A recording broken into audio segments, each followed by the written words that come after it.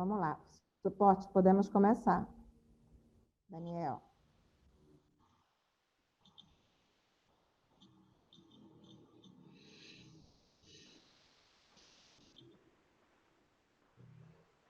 Olá, mais uma live social.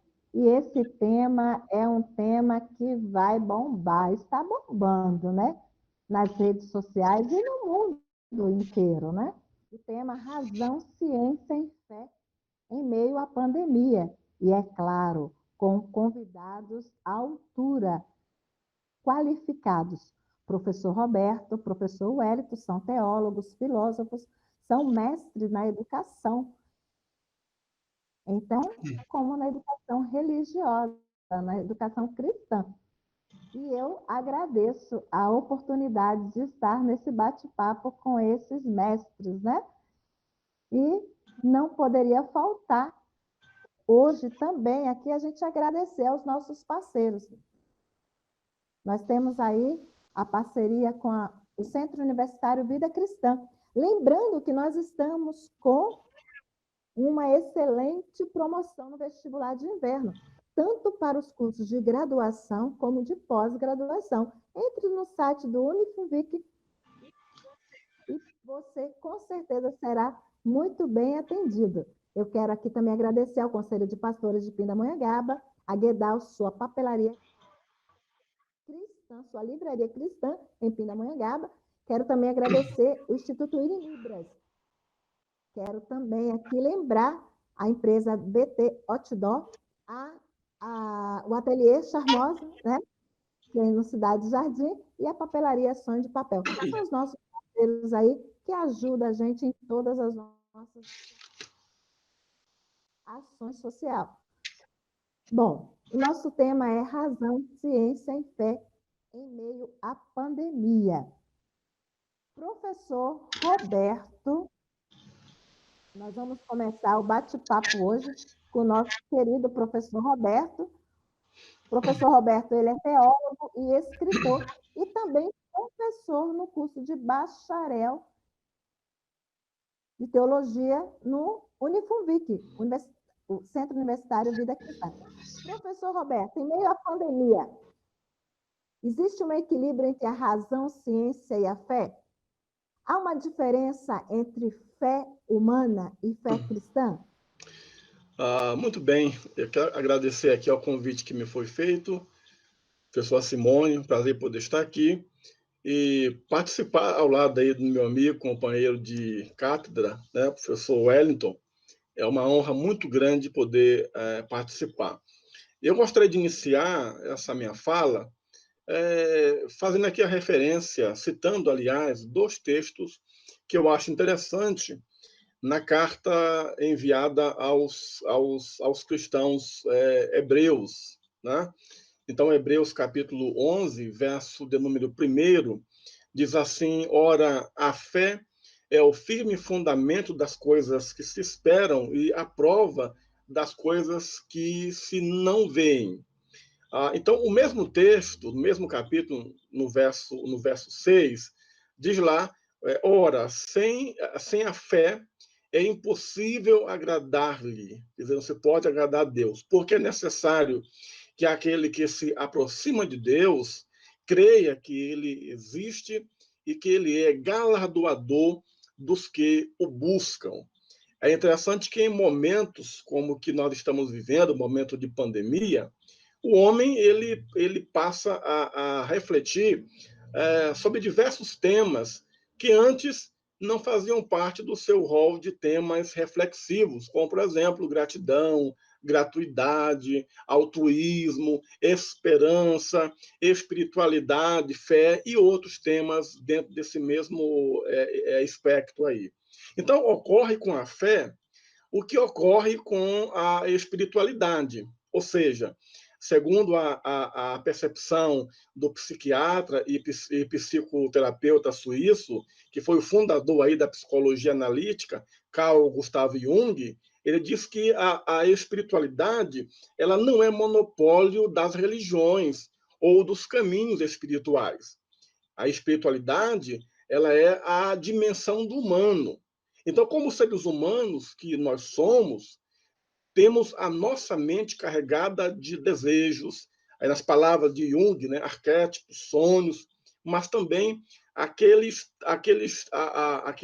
temas, né, aquela dimensão que se coloca questões cruciais que são inerentes à própria existência do ser humano, como, por exemplo, de onde eu venho, de onde vim, né, para onde eu vou, qual é o sentido da vida, por que, que coisas ruins acontecem comigo, que sou uma pessoa boa, e etc.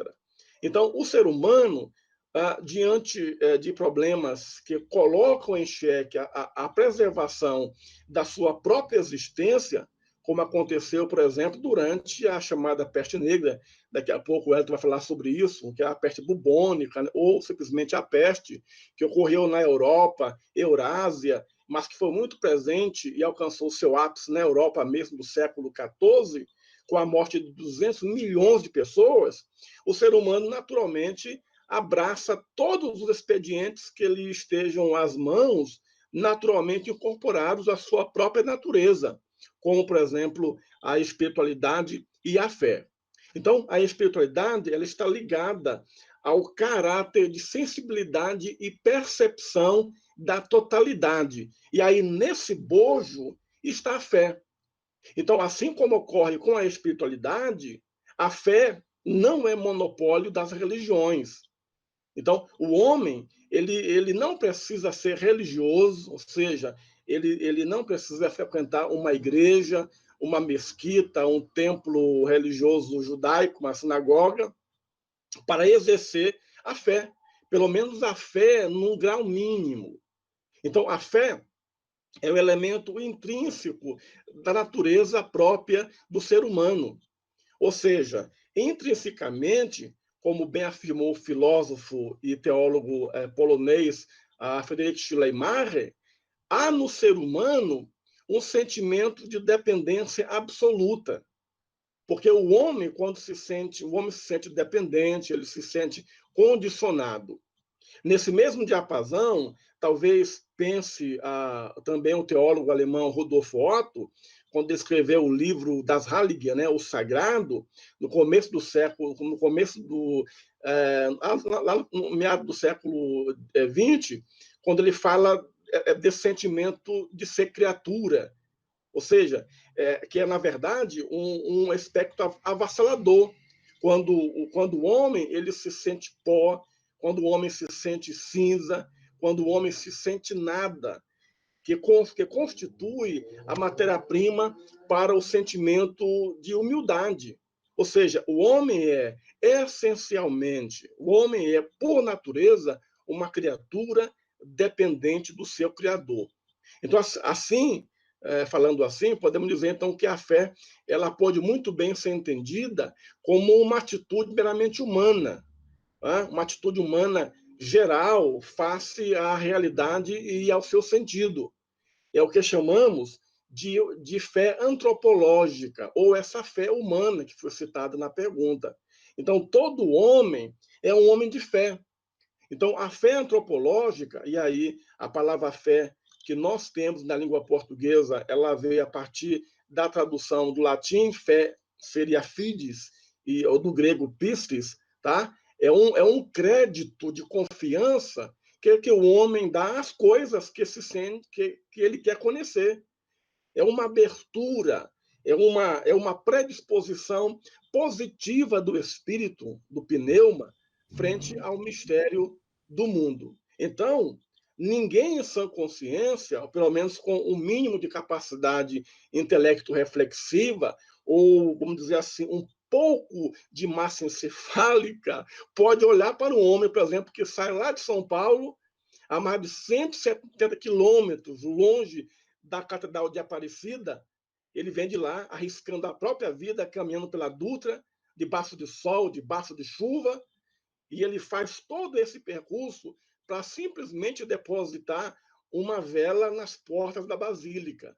Então não se pode olhar para um indivíduo como esse e dizer que esse homem não tem fé. Não é? Ele tem fé. Aliás, a fé é a única coisa que ele tem. Agora, essa abertura humana, isto é, essa postura humana básica que é a fé, ela pode se exprimir em diversos níveis. Então, eu leio, por exemplo, um texto em Lucas 17, versículo 5, quando há uma discussão ali, Jesus falando sobre a questão do perdão, se o seu irmão pecar contra você, você deve perdoar ele, se ele pecar 7 vezes, perdoe ele 7 vezes durante o dia e tal. E aí, os discípulos, então, disseram para Jesus, Senhor, aumenta-nos a fé. Lucas 17, versículo 5. Aumenta-nos a fé. Então, a fé, ela possui alguns níveis. E aí, nós podemos até classificar. E eu vou aqui rapidamente só fazer menção, primeiramente, que a fé que eu acabei de citar, que é essa fé antropológica, que é a fé humana, natural. Existe a fé intelectual, que é aquela fé que surge do raciocínio lógico, né? Da compreensão objetiva. É nesse sentido que o apóstolo Paulo, em Romanos, lá no capítulo 10, no verso 14, ele pergunta assim, como é que vão crer se não há quem pregue? Né? E no próprio Paulo, em Romanos 10, 14, aliás, Paulo não, Tiago, né, no capítulo 12, verso 19, vai dizer o seguinte, você crê que Deus existe? Você faz bem, porque até os demônios creem. Então, essa fé chamada de fé intelectual é a fé que surge a partir da análise lógica da situação. Tá? É aquele indivíduo que ele acredita que se ele tomar o medicamento, ele vai ficar livre de pegar o vírus do coronavírus. Né? Ele acredita que se ele usar a máscara de proteção, ele crê que se ele ficar distante da pessoa de 1 metro de distância, ele crê que se ele ficar longe das aglomerações, ele vai dificultar a ação do vírus, ou seja, ele vai ficar, em certo sentido, protegido. Então, é esta fé intelectual. Mas também existe a chamada fé miraculosa, que é a fé que é oriunda dos atos sobrenaturais. Porque muitas pessoas acreditam em Jesus, acreditam em Deus, acreditam no sobrenatural a partir dos milagres que Jesus realizou. A multiplicação dos pães e tal. Mas, ainda assim, as pessoas acreditando que Jesus pode fazer o impossível, não é? Acreditando que Jesus pode curar, que Jesus pode livrar daquela enfermidade, ainda assim, essa fé miraculosa, ela não é suficiente para manter um relacionamento com Deus, porque Deus conhece o coração dos homens e percebe a incredulidade no coração dos homens em relação ao relacionamento com Deus. Luiz Berkoff, que é um outro teólogo, ele vai falar o seguinte, que de uma fé chamada de fé temporal, que é aquela fé que se baseia numa vida emocional, de busca, né, de satisfação pessoal. Agora, esse tipo de fé é o tipo de fé que vai sucumbir diante das tribulações, que vai se deteriorar diante das provações, que vai se desfazer diante das privações que a vida oferece. É o que eu chamo, por exemplo, de fé média das pessoas. A fé média, ela é uma forma sofisticada de ateísmo religioso. Ou seja, as pessoas, elas se aproximam de Deus, né, mais para fazerem bem a si mesmas do que para satisfazer a vontade de Deus, com as exigências da Bíblia, da palavra de Deus. Né? Ou seja, a pessoa ela diz crer em Deus, ela diz acreditar na intervenção divina, porque simplesmente ela vai ter algum benefício próprio em relação a isso. Ela vai se acalmar, ela vai alcançar o equilíbrio, mas não existe um relacionamento. E aí entra a questão da fé e essa diferença entre a fé meramente humana, antropológica, intelectual, e essa eu acabei de citar, e a fé cristã, que é a fé salvífica. É a fé que é nutrida pela confiança absoluta na pessoa de Jesus. É a confiança, é a confiança e a fé gestada num relacionamento pessoal com Cristo. Segura um Você ia falar pouquinho assim? aí. Segura um pouco que nós vamos para o segundo bloco e o senhor termina. Eu vou agora passar a ouvir o nosso professor Wellington. Professor Wellington, ele é escritor, teólogo, ele também é professor do Unifunvic e também é autor de 2 livros, né? A Mulher de Jó e Eclesiologia, e é um pastor da Igreja Batista aqui em Taubaté.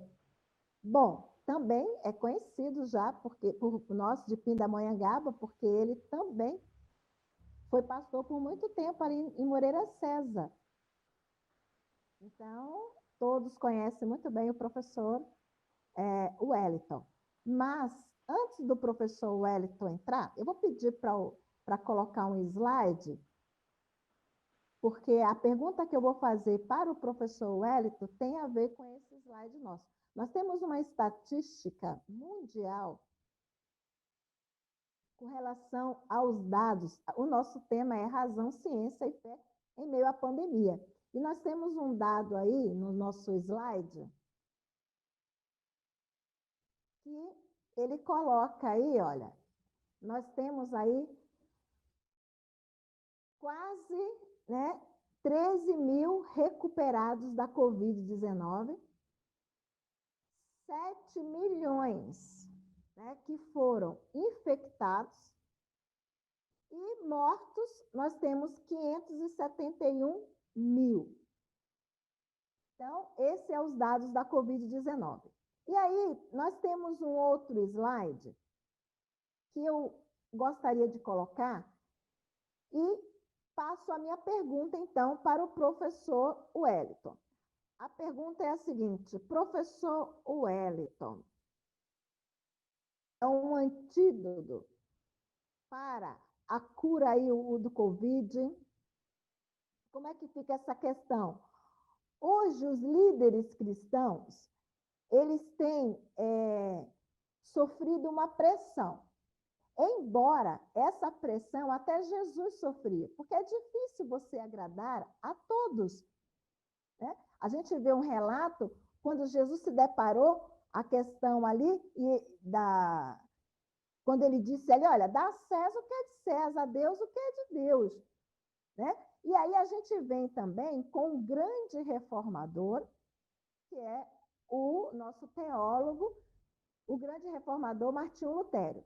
Quando Martinho Lutero ele passa por aquela experiência, aí a minha pergunta é a seguinte: se Martinho Lutero estivesse vivo, né, estivesse nos nossos dias, qual seria o posicionamento de Martinho Lutero com relação à pandemia e o que ele orientaria aos líderes cristãos? Então, porque a pressão para os pastores, para os líderes religiosos, é a seguinte da população: se o líder religioso abre os templos, né, ele é um responsável mediante a população e a sua membresia. Se ele deixa o templo fechado, ele também é criticado, dizendo que ele não tem fé suficiente para enfrentar o Covid. E também, mediante esse cenário, tanto no Brasil como no estado de São Paulo, e agora vamos falar de Pindamonhangaba, que é a nossa cidade, a gente também vê essa população dividida, né? A população está dividida entre abre, não abre, reabre. Então, é uma discussão bem atualizada, e aí eu trago o Lutério, né? O reformador Lutério, porque ele fez uma carta numa época que ele viveu, já disse aí o professor Roberto, que foi a grande peste negra, né? E aí, professor? Ok, boa colocação sua, né? Professor Roberto Reis é um grande colega também, Simone Braça também, uma grande amiga e esposa do nosso colega, o pastor Ezequiel, que é o presidente do Conselho dos Pastores de Pindamonhangaba. Realmente, temos que trabalhar dentro, até mesmo da resposta do Roberto, é que fé e razão precisam estar de mãos dadas. Então, eu achei interessante a sua palavra, né, nesse primeiro bloco aqui, sobre este elo, o que Lutero tem a ver com pandemia. Então, nesse primeiro bloco, eu quero dizer, exatamente para todos que estão nos ouvindo e participando desta live, que Lutero, hoje, nesses dias que nós estamos vivendo, faria muita diferença, sim. Porque talvez muitos nem imaginem o quanto Lutero contribuiu teologicamente e socialmente para o bem do povo no período pandêmico lá do século XIV. Então é bom a gente entender que a atual pandemia do Covid-19, de fato, nos traz a lembrança tanto a gripe espanhola de 1918, que foram cerca de 50 milhões de pessoas que morreram, mas também lembrar do tempo de Lutero, na Idade Média, que é considerada a maior de todas as pandemias que já assolou a humanidade, a chamada peste negra, ou simplesmente a peste.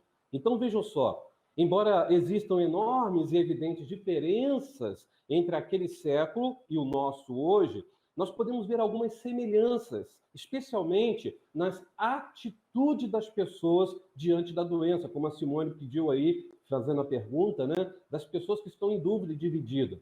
Primeiro, eu quero que vocês entendam que havia diferenças nessa pandemia que nós estamos vivendo agora com aquela. Qual é a diferença?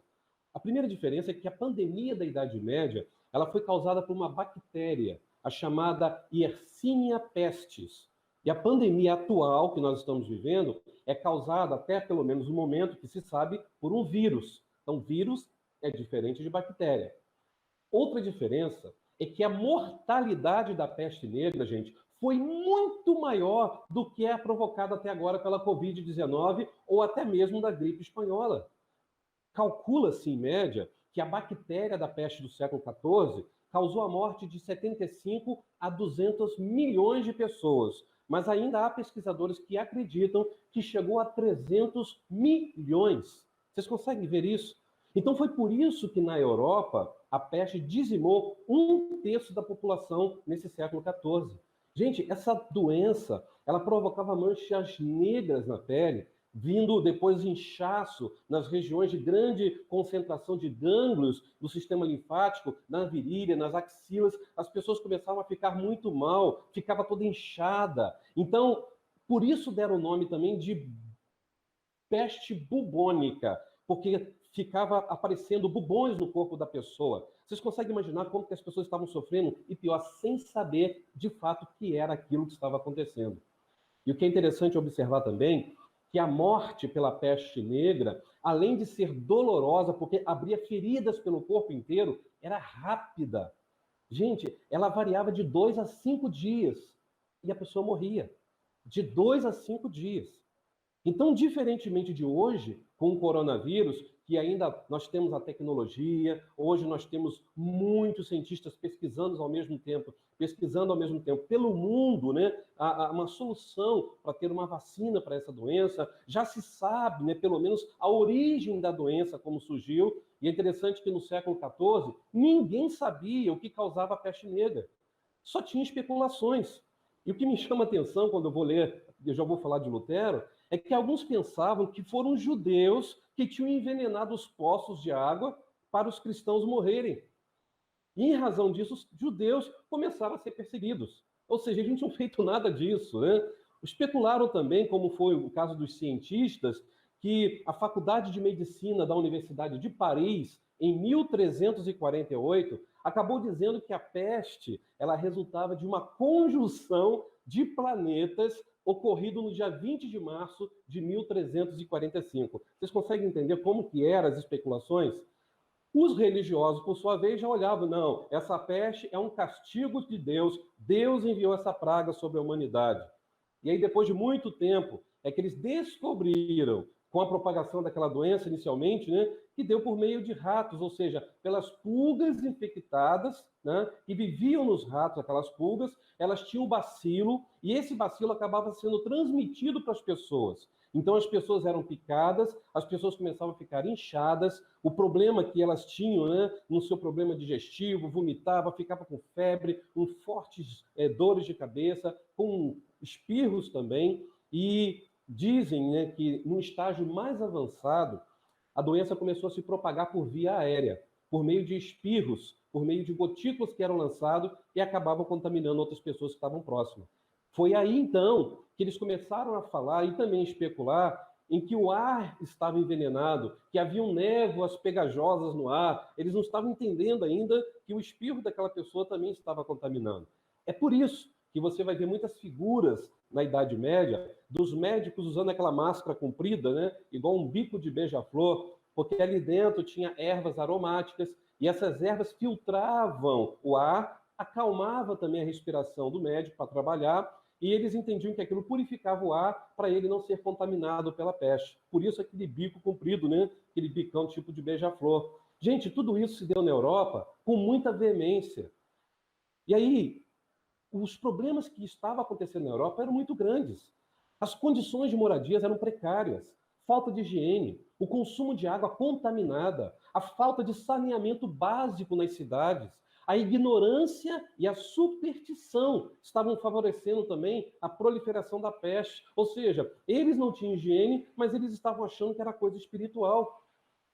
Eram poucas as pessoas que tinham noção de que a sujeira, a falta de higiene, favorecia aquela propagação. E olha, algo muito positivo, pelo menos, aconteceu com a peste negra, né? Sabe o que aconteceu? Que eles, descobrindo que a causa realmente estava com a higiene, começaram a adotar medidas de saneamento na cidade. Na cidade de Nürnberg, na Alemanha, eles simplesmente começaram a pavimentar as ruas, começaram a recolher o lixo quase todas as semanas. Houve um incentivo do governo para a higiene pessoal, algo muito parecido com os nossos dias, né? Lavar a mão toda hora, colocar máscara toda hora, ou seja, não colocar a mão no rosto, não é isso que nós estamos toda hora ouvindo, né? Eu vejo pessoas falando, pastor, se alguém acender um fósforo perto de mim, eu vou explodir, de tanto álcool que eu estou passando no meu corpo, né? Agora, o que me chama a atenção, lá naquela época da peste negra, na Idade Média, lá no século XIV, é que eles tomavam banho, sabe quantas vezes? Vezes por ano. Somente 3 vezes por ano. Eles achavam que tomar muito banho era prejudicial à saúde. Por isso usavam muito perfume, muito talco. Então, depois de tudo isso, eles começam a entender que eles precisavam tomar mais banho, eles precisavam cuidar da higiene, só que a peste já tinha se alastrado. O pânico já tinha provocado, né, uma taxa tão alta de mortalidade que levou uma grande parte da população a ir embora da Europa. Eles abandonaram até os familiares, pai, mãe, parentes próximos, que estavam aparentando sintomas da doença. Aqui eu não fico, ó, vou embora. E alguns começaram a praticar isolamento. Falaram assim, não, então eu não quero ver ninguém. Vou me trancar dentro de casa e ver o que vai dar. E aí começaram a fazer dietas, exercício dentro de casa. Outros, né, começaram simplesmente a beber. Outros começaram a ir para as tavernas, né, e encher a cara, ter diversões, entrar na farra e começaram a rir, dizendo, gente, tem nada disso não existe doença nenhuma, isso é coisa da cabeça de vocês. E por causa dessa perversão de não dar crédito à doença, houve uma decadência moral e espiritual, porque muita gente começou até a achar mesmo que Deus não estava nem aí para eles, e mais, Deus nem existia, porque se Deus existisse, não estaria ficando doente os líderes religiosos, não estaria ficando doente os funcionários dos setores públicos. E aí o problema é que essas pessoas estavam proliferando a doença e automaticamente queriam ir à igreja receber uma palavra. E ao ir para a igreja contaminavam as pessoas. E muitos pastores, muitos padres, muitos religiosos morreram nesse período. E o que eu quero ressaltar aqui nesse primeiro bloco ainda é que esse surto de peste na Europa dos anos 1340 a 1350 foi algo que aconteceu como consequência de bactérias da peste bubônica, mas que veio também da Ásia. Porque eles acreditam que pessoas contaminadas foram trazidas para a Europa por navios mercantes genoveses que trafegavam pelo mar Mediterrâneo e vieram da Ásia. Então eles acham também que isso tudo contribuiu para piorar a pandemia, vamos dizer assim, da peste negra naquele momento. Aí você pergunta, peraí, pastor, mas o que isso tem a ver com Lutero? É aí que eu quero falar sobre Lutero rapidamente. Em 1527, ou seja, menos de 200 anos após a peste negra ter dizimado a metade da população da Europa, a história diz que a praga vai ressurgir na própria cidade de Lutero, em Wittenberg, e também nas cidades vizinhas. Só que algo vai acontecer. Porque ao longo da vida de Lutero, Lutero sempre presenciou a manifestação dessa peste negra na Alemanha. Por exemplo, em 1505, quando Lutero iniciou seus estudos na Faculdade de Direito de Erfurt, posteriormente, né, ele ingressa no mosteiro agostiniano local, ele viu muitos amigos morrerem com essa peste. Muitos colegas da faculdade tiveram suas vidas ceifadas, inclusive 2 irmãos de Lutero morreram com essa peste.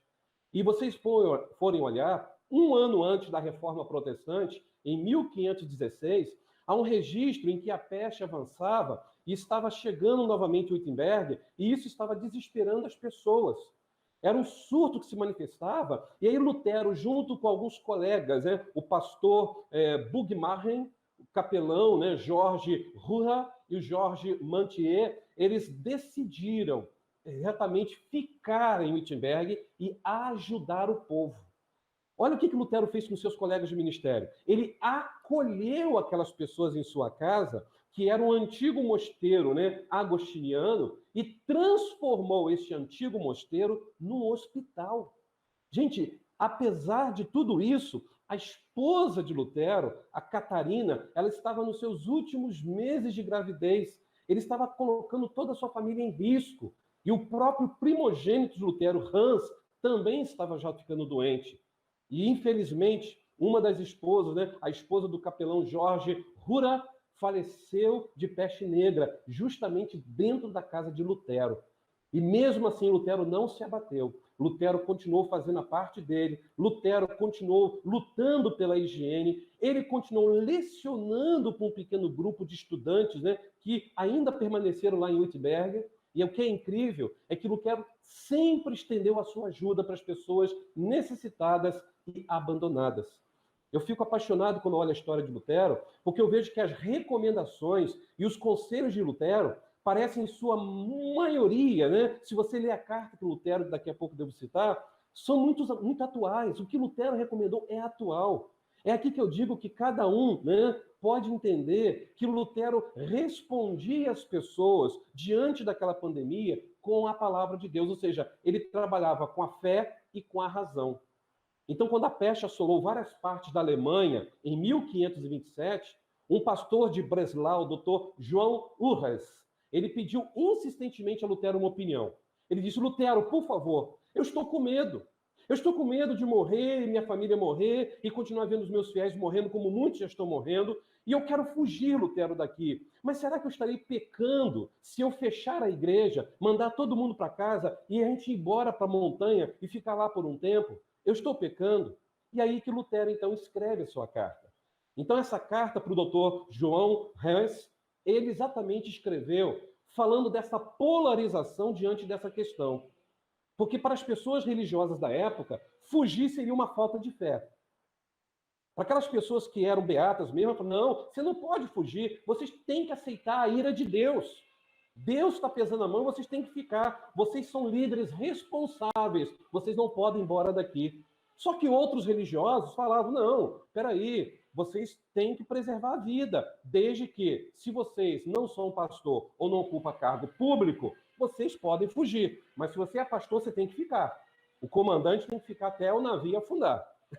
Vocês conseguem entender, gente? Então, Lutero, sabendo dessa diferença na fé dos cristãos, aqueles que estavam fortes na fé e aqueles que eram fracos na fé, Lutero, então, tentou mostrar nessa carta um equilíbrio, ao dizer que Cristo, ele não queria que os fracos fossem abandonados e que os fortes pudessem ter essa maturidade. E Lutero cita Romanos, capítulo 15, verso 1, 1 Coríntios 12, verso 22.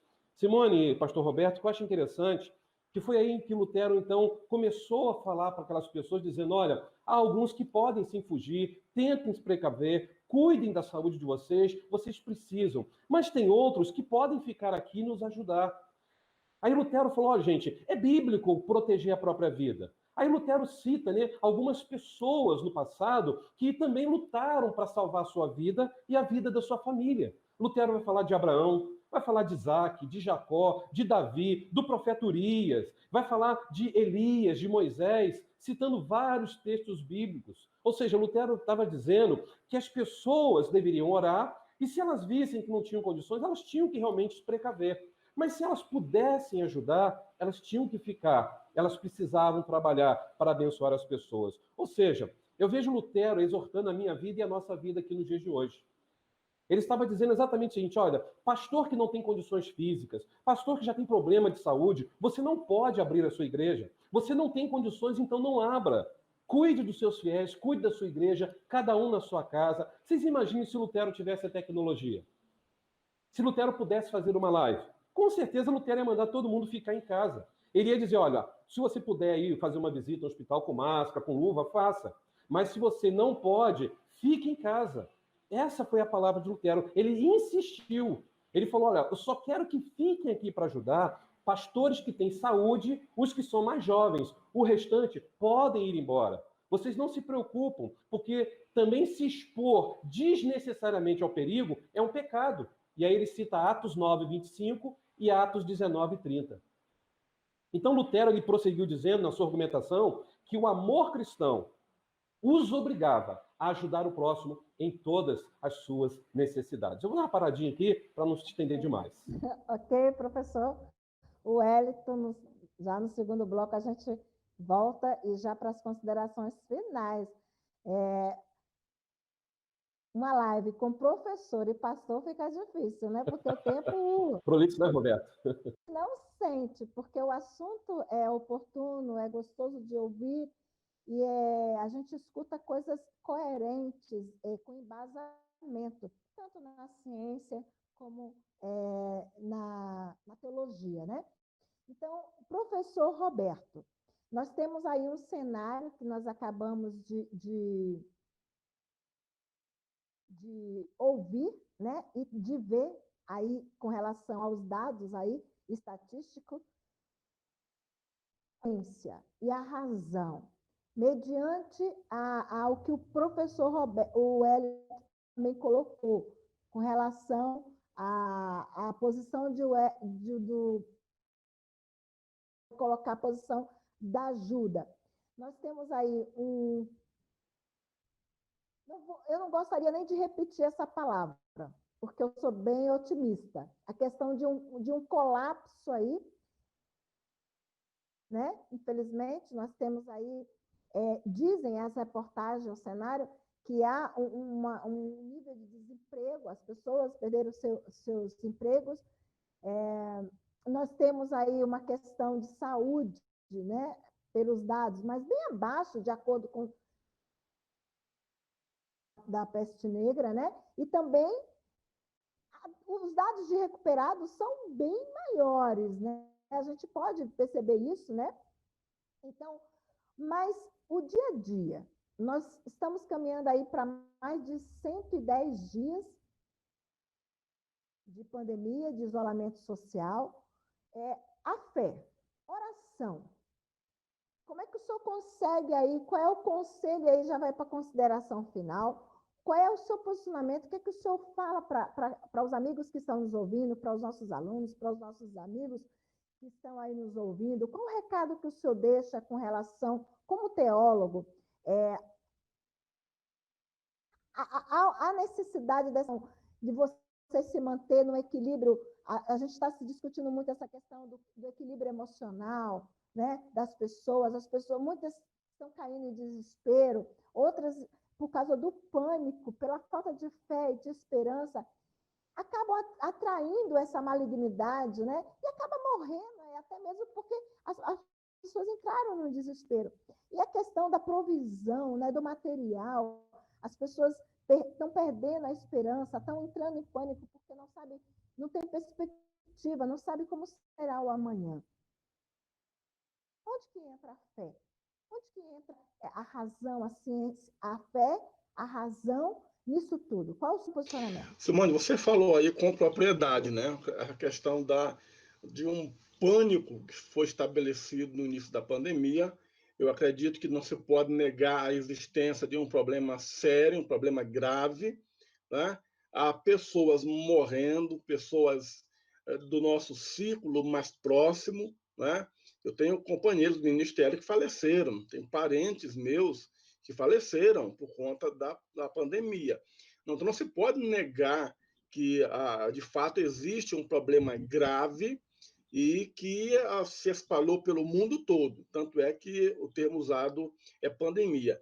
Mas também imagino que existe por parte aí da nossa governança, eu não sei se conscientemente, mas o desejo, no início da pandemia, o desejo de instaurar, de fato, o pânico. Né? O pânico. Políticos, governadores e autoridades públicas, claro que não todos, tem muita gente boa nesse meio aí, mas a grande parte de alguns políticos aí que, na verdade, se deram bem no sentido de lançar, de subtrair, né, de lançar mão no dinheiro público. Né?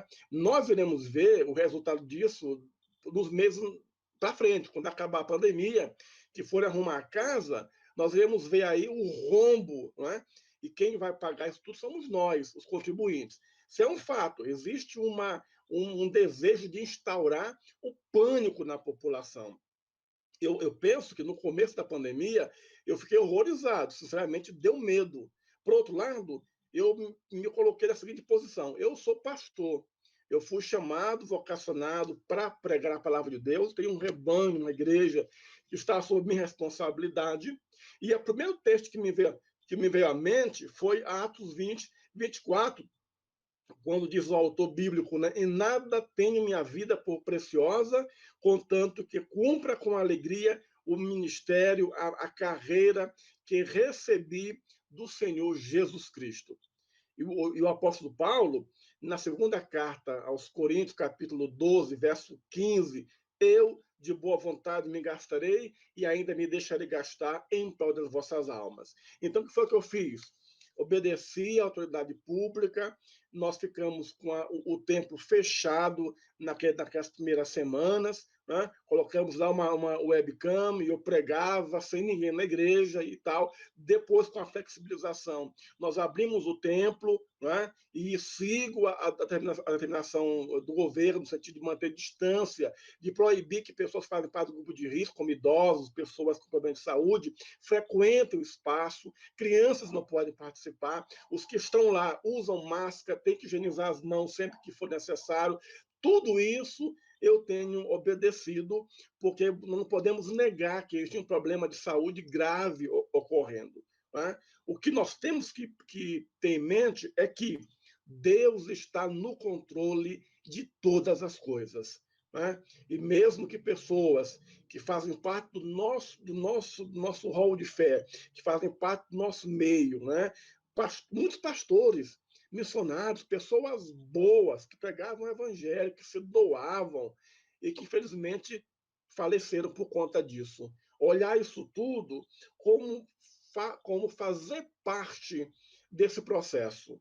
Nós somos humanos como qualquer outra pessoa é humano. E Deus está no controle de todas as coisas. O que nós podemos fazer é não perder a esperança, é confiar em Deus, é usar a razão, usar a lógica, no sentido de usar máscara, de se preservar, não é? Deixar de frequentar lugares com muita aglomeração, né? E confiar em Deus, esperar em Deus, que isso tudo vai passar e nós iremos sair mais fortes. A pessoa dizendo, eu já quero fazer aqui o desfecho, Simone e Wellington, a pessoa dizendo que nós não iremos sair melhor. Eu penso diferente. Eu acho que nós sairemos melhores. Sairemos mais humanos, mais compassivos, mais benignos. Nós iremos sair melhores. Eu acredito nisso. Ok, professor Roberto, muito obrigado pela sua participação. Ainda continua conosco. E vamos para as considerações finais do segundo bloco com o professor Wellington. Professor Wellington, eu tenho dois parágrafos aqui da carta do Martinho Lutero, e eu vou ler, e aí o senhor faz aí o desfecho aí, ok? Tá bom. Lutero disse o seguinte aqui, eu vou estar lendo aqui. Ele diz, eu até fiz um slide aí, mas eu vou ler também.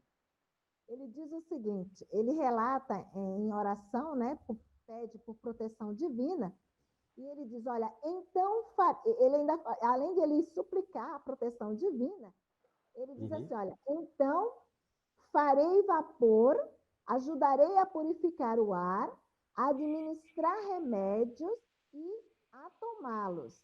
Evitarei lugares e pessoas onde minha presença não é necessária, para não ficar contaminado.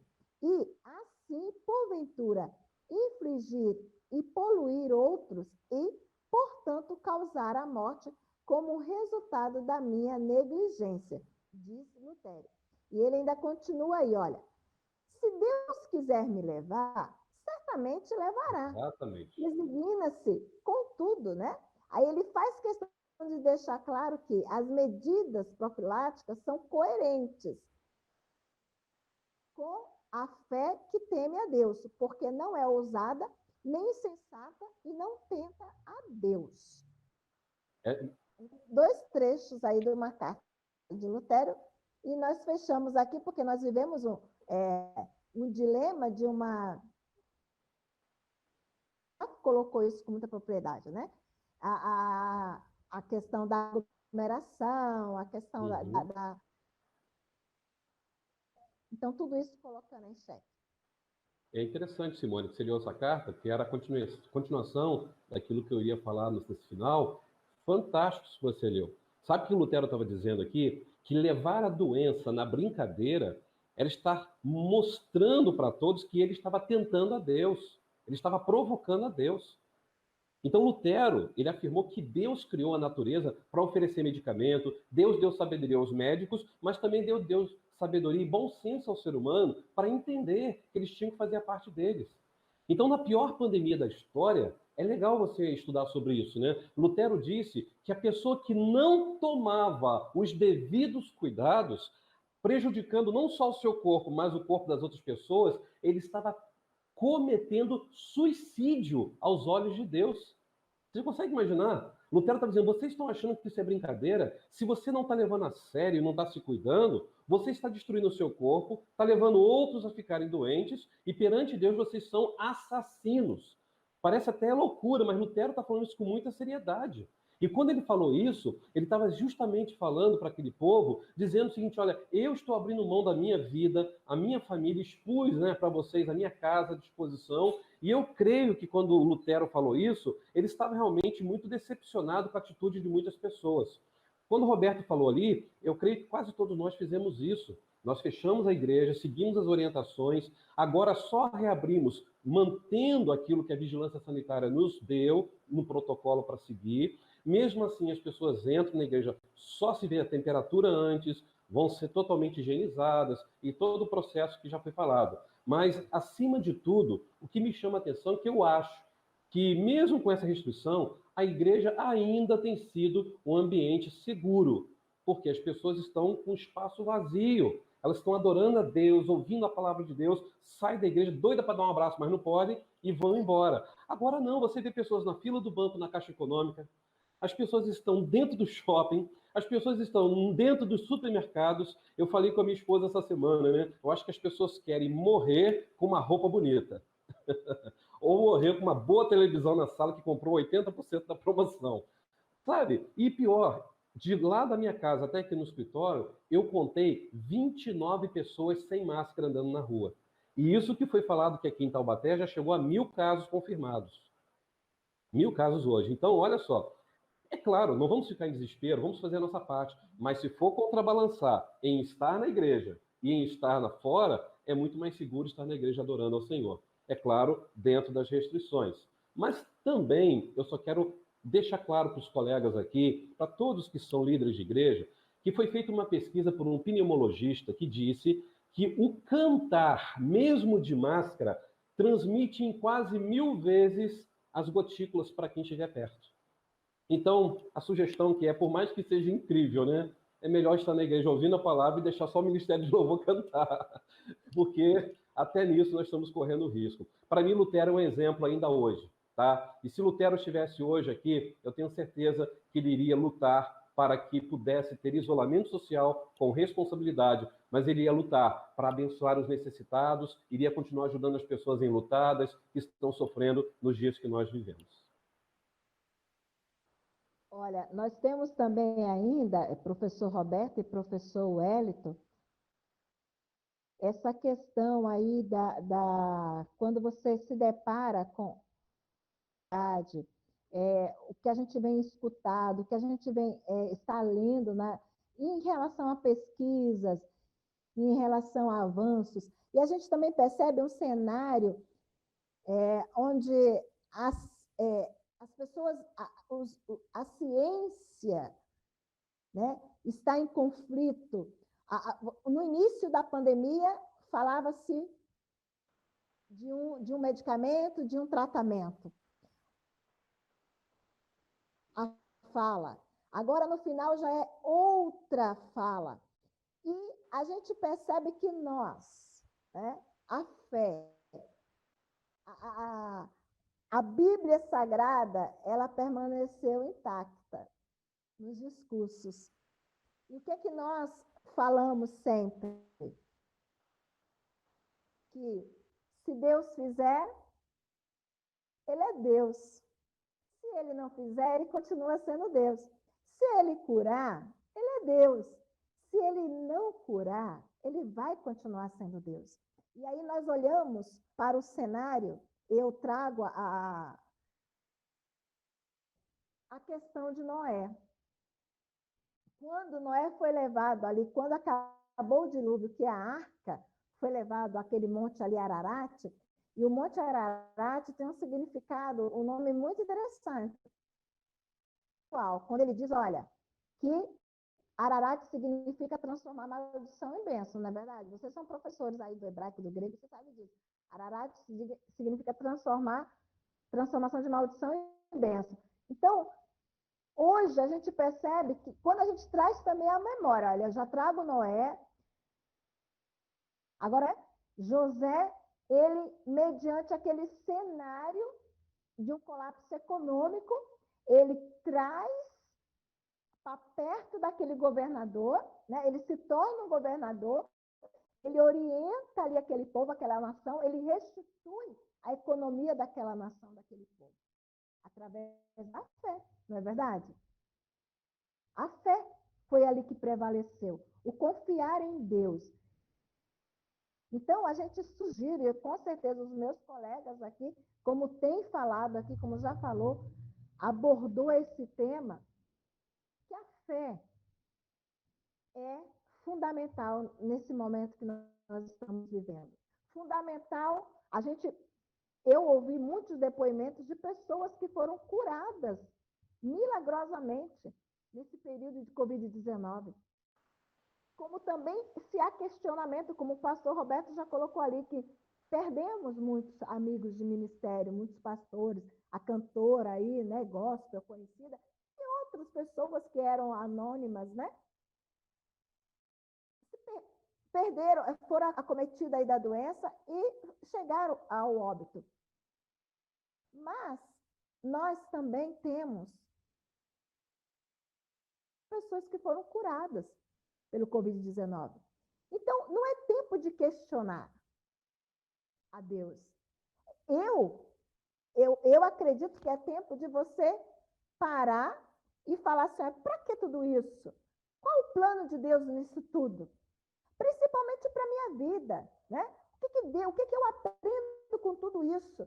Na minha geração, o que eu estou vivendo com tudo? O que eu estou aprendendo com tudo isso? Então, aí vai um conselho, se chegar, né, com muita paixão, que você não perca a fé. Que você acredite que Deus, ele ainda tem o controle de todas as coisas. E como diz os nossos colegas aí, através da palavra de Deus, ele diz assim, um salmo muito conhecido pelas crianças. O Senhor é o nosso pastor e nada nos faltará. Que não falte a fé na sua casa, no seu lar. Famílias de Pindamonhangaba, de todo o Brasil, aquele que chegar até você, essa live, que não deixe, Deus não vai, se você permitir Deus entrar na sua casa, se você permitir que Deus esteja no seu lar, na sua vida, se você der esse espaço para Ele, aí a fé vai permitir que não falte a paz, porque agora o que precisamos é isso, de paz equilíbrio emocional para poder a gente poder ver aqui embaixo as coisas e tentar resolver da melhor maneira possível. Então, a paz é essencial. Ela excede todo o nosso entendimento.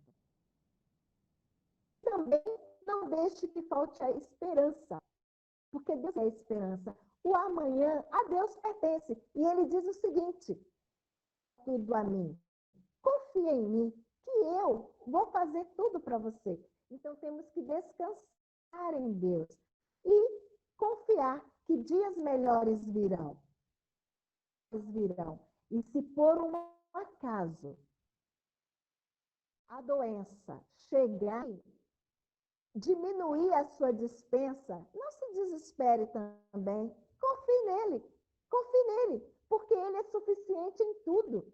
Ele é maior que tudo. E eu acredito mesmo, acredito em milagre, eu acredito que o amanhã vai ser melhor. Com Deus, o amanhã vai ser bem melhor.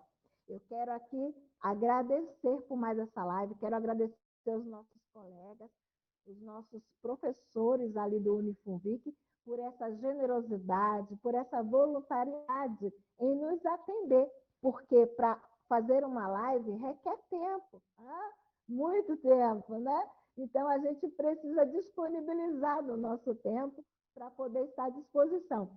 E a Unifunvic sempre trazendo conhecimento, sempre trazendo a prevenção, a promoção através das suas ações sociais e agora da live social, para que venha gerar, mobilizar consciência através da educação. Eu quero aqui finalizar essa live desejando a você uma semana de bênção. Eu desejo a você e a sua família uma semana de provisão. Deus abençoe a todos nós. Muito obrigada. Amém. Deus abençoe. Amém. Obrigado, Simone. Wellington, obrigado. Deus abençoe. Um grande abraço a vocês. Amém.